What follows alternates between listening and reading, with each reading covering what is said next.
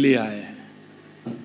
और कभी भी हमारे बहुत अच्छे सुरेंद्र शर्मा जी, हरिओम पवार जी जब हम पढ़ते थे, जब कविता गाते थे, मैं धन्यवाद देना चाहता हूं कि वो, मैंने तो ये कहा कि आज तो हम सभी कवियों को सुनने के लिए आए हैं।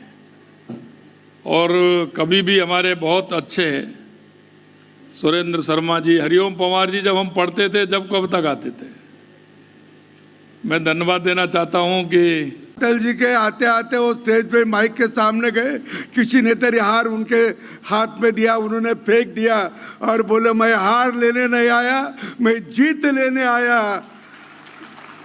और उससे ये सब वातावरण भी आदित्य मंच की प्रस्तुति से देश विदेश में अपनी एक अनोखी पहचान बनाई है। पद्मश्री सम्मानित सुरेंद्र शर्मा जी के लिए पुरजोर तालियों की गूंज से ये प्रांगण गूंजना चाहिए। लगना चाहिए कि आज राजस्थान की धरा पर उनका आगमन हम सभी के बीच हुआ है। बहुत बहुत अभिनंदन, स्वागत। मैं डॉक्टर गोपाल शर्मा जी से भी अनुरोध करूंगी कि वे भी इस तरह पधार जाएं। स्वागत अभिनंदन की ये कड़ी आप सभी के बीच में, ये तालियां रुकनी नहीं चाहिए। अगर आप चाहते हैं इसी कड़ी को आगे बढ़ाते हुए, जिनकी कविताएं बहुत कुछ कहती हैं, अभी हमने आपको कहा कि हमारे अटल जी की कविताएं राष्ट्रभक्ति से जोड़ती हैं, तो अब मैं जिन्हें मंच पर आमंत्रित करूंगी वो वीर रस से हमें भर देते हैं। डॉक्टर हरिओम पवार जी को मैं आमंत्रित करूंगी आप सभी के बीच। वीर रस के ऐसे हस्ताक्षर जिनकी वाणी में ओज है, तेज है और राष्ट्र धर्म की पुकार है, आप सभी की जोरदार तालियों से उन्हें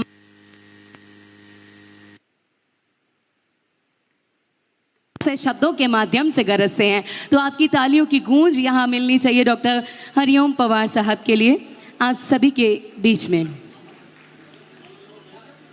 मैं मंत्री महोदय से अनुरोध करूंगी कि आप पधारें और हमारे कविगणों का स्वागत करें आप सभी के बीच।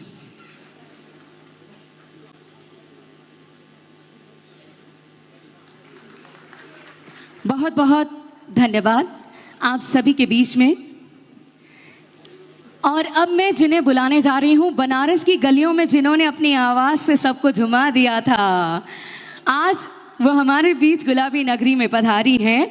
डॉक्टर अनामिका अंबर जिनका नाम है, नारी संवेदना, समाज की पीड़ा और मानवीय करुणा को कविताओं में ढालने वाली सशक्त वो आवाज़ जिसमें स्वर और सुंदरता और शब्दों के संकलन का अनोखा अंदाज है। डॉक्टर अनामिका अंबर वो नाम है। एक बार जोरदार तालियां आप सबकी तरफ से।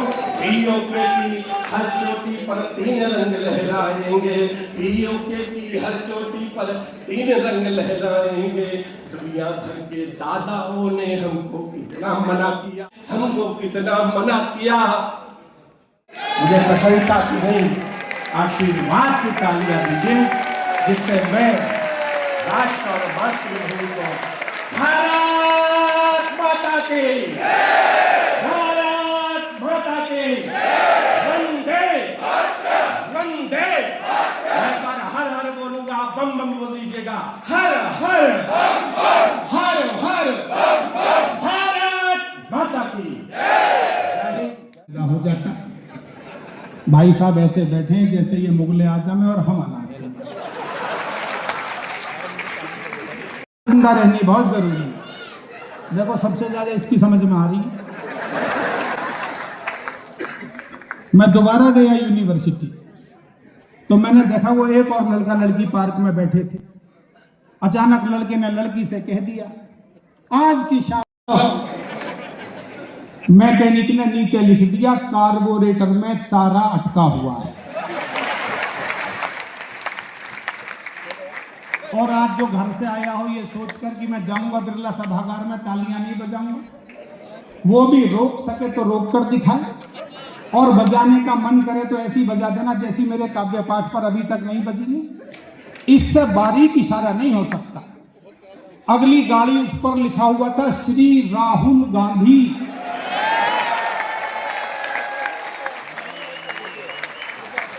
पहले सुन लो खराबी नेताजी की कार की है। मुझे आनंद आ जाना चाहिए, आपके चेहरे की मुस्कुराहट भी, मन का उल्लास भी और मेरा इशारा भी। अगली गाड़ी उस पर लिखा हुआ था श्री राहुल गांधी। मैकेनिक ने नीचे लिख दिया गाड़ी पिकअप ही नहीं ले रही।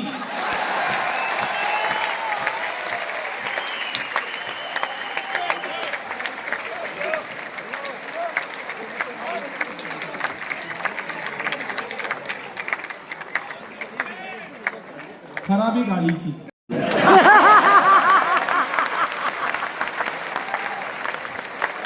जरा हाथ उठाकर बजा दो, आनंद आना चाहिए। ये इशारा, उस इशारे के मोहब्बत का आनंद लीजिए। और गांव की पगडंडी नापकर कहां तक की यात्रा तय की, तब कहना चाहता हूं, जुड़कर सुनिएगा। और अब मैं कविता के तेवर में आऊं तो जरा जयपुर और शिद्दत से संभल। समय था वो भी जब हर ओर अच्छे भयभीत में कर्तव्य पथ पर जो मिला ये भी सही, वो भी सही। तो ऐसी ही एक छोटी सी बात है, बस 2 छंद और काव्य पाठ का विराम करता हूँ। अशोक जी आए थे सब कवियों से होटल में मिलने के लिए। एक बात धीरे से कान में कहकर गए, थोड़ी सी अटल जी के बारे में जरूर कुछ बोलिएगा। तो मैंने 2 छंद लिखे हैं, उन्हें आप मन से सुन लीजिए। कि आन बान मान इस शीश पे लगाया श्यामा जी की गरिमा का गान थे अटल जी। श्यामा जी की गरिमा का गान थे अटल जी। जब भी कहीं भी बात उनकी चली तो वहां, वो जब भी कहीं भी बात उनकी चली तो वहां हिंदी माँ का जैसे सम्मान थे अटल जी। और अगली पंक्ति, जहां भी उनकी आत्मा हो, लगे कि 101वीं जयंती जयपुर मना रहा है, कि जब भी कहीं भी बात उनकी चली तो वहां हिंदी माँ का जैसे सम्मान थे अटल जी। अपने विचारों, संस्कारों और भावना से भारतीयता की पहचान थे अटल जी। भारतीयता की पहचान थे अटल जी। भारतीयता की पहचान थे अटल जी। और अंतिम छंद सुना रहा हूं, सुनिएगा। कि जब भी धारा पे भेदभाव की लगेगी आग, बादल की तरह कब छाएंगे अटल जी। वाह, कितने लोग उन्हें मोहब्बत करते थे।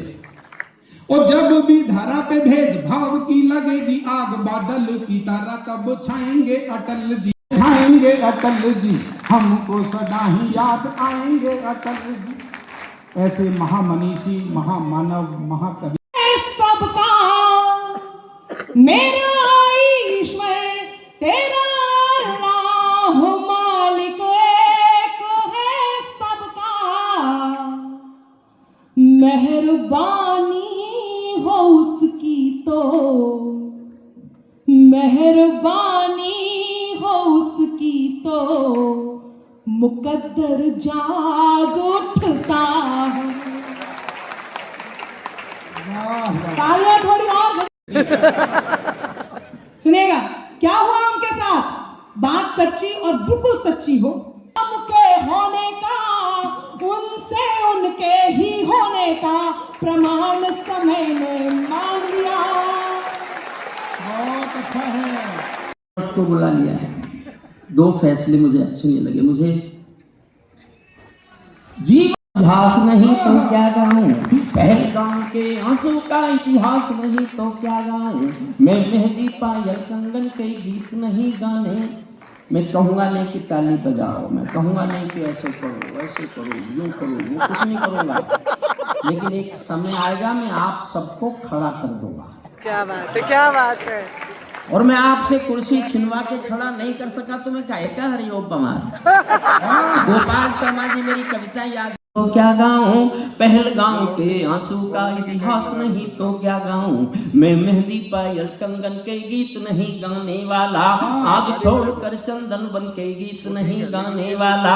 मैं उगते सूरज की लाली गाने वाला चारण हूँ। धरती पर मानवता के अधिकारों का उच्चारण हूँ। अंधियारों में शब्द किरण का उजियारा गाता हूँ मैं। धरती से आतंकवाद का निपटारा गाता हूँ मैं। धरती से हम हवा देंगे, हम उनको जन्नत की 70 हूरों से मिलवा देंगे।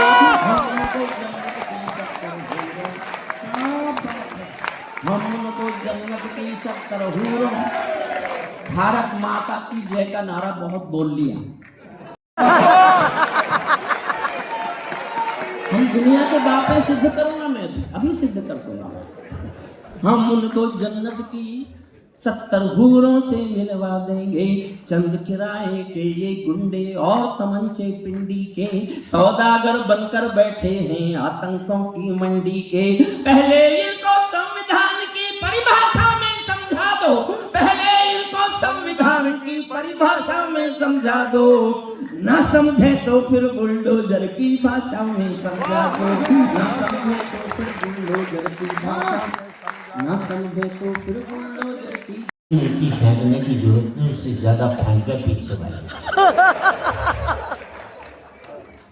पाकिस्तान खत्म हो गया, उसे मालूम नहीं यहाँ पर।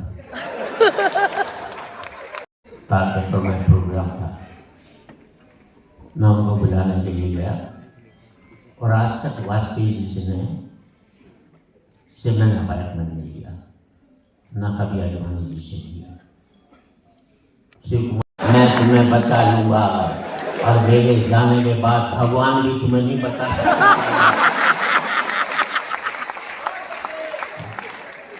ये होता है तालियों का पहाड़।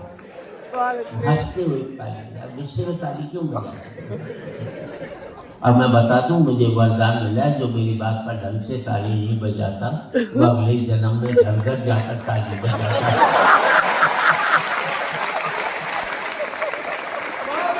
एक बार और कहता हूँ अरबपतियों से, बात अच्छी लगे तो तालियां चाहूंगा। मैं सब अरबपतियों से कहता हूँ, मत दो मंदिरों में करोड़ों रुपया, उससे काम खोलकर 100 लोगों को नौकरी दे देना, समझना 100 मंदिरों का निर्माण जाएगी। एक सुलझे हुए संत का मतलब मैं उम्र आपकी बढ़ाना चाहता हूँ, कभी ना तो दौड़ लगाना, ना एक्सरसाइज करना, ना जिम जाना। घोड़ा दौड़कर 20 साल जिंदा रहता है, अजगर पड़ा रहता है 1000 साल।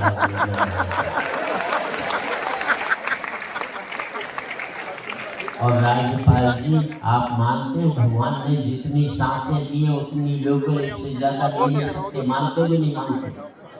मानते तो ये भी बात मान लेना, जब आप दौड़ोगे तो जल्दी जल्दी सांस लोगे, जल्दी जल्दी छोड़ोगे, घर में चुपचाप खड़े रहोगे, धीरे धीरे सांस लोगे, धीरे धीरे छोड़ोगे, ज्यादा अब वो लोग ताली बजाने बापी नहाने जाए, बाद में मैं नहाने चला जाऊं और सारे पाप मेरे चिपट जाए तो बताइए कौन बचेगा?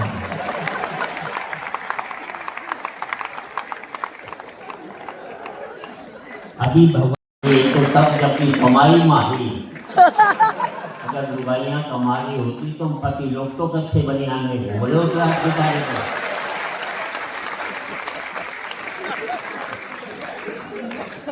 थोड़ा इनका जोश ठंडा हो गया तो ठीक है, नहीं तो थोड़ी और सुना दो इनको। चुप, सुनाने का काम तो लुगाई है, मेरे से क्यों सुनना चाह रहे भैया? अच्छा रिकॉर्डिंग बंद कर, सीख जाओगे तो कल अपने आप ही बेहतर होता है।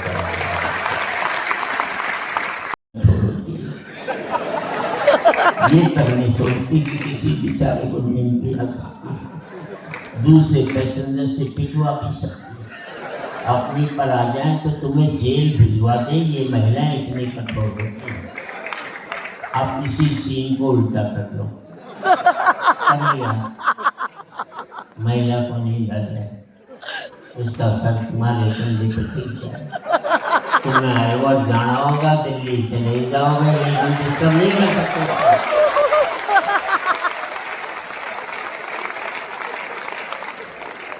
दूर होते हैं तो तू दवाई क्यों बना रहा है?